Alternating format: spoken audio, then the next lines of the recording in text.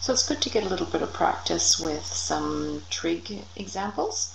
And let me just, it looks like some of the answers are off the screen, but I'm going to slide the screen over in a little bit. So here is my initial acceleration function, and I'm given two initial conditions.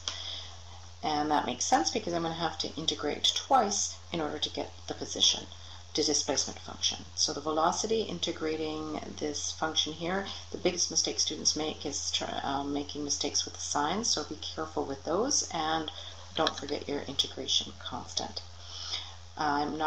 Can't solve for that at the moment because my initial conditions have nothing to do with velocity, they've got to do with displacement. So I've got to go one step further and integrate my velocity function one more time. And remember, the c is included in that.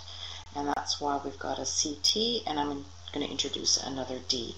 Again, double check your negatives to make sure you're on the right track there. Now I can start using my initial conditions. So my first initial condition that I'm going to use is the time at 0, the displacement is 0.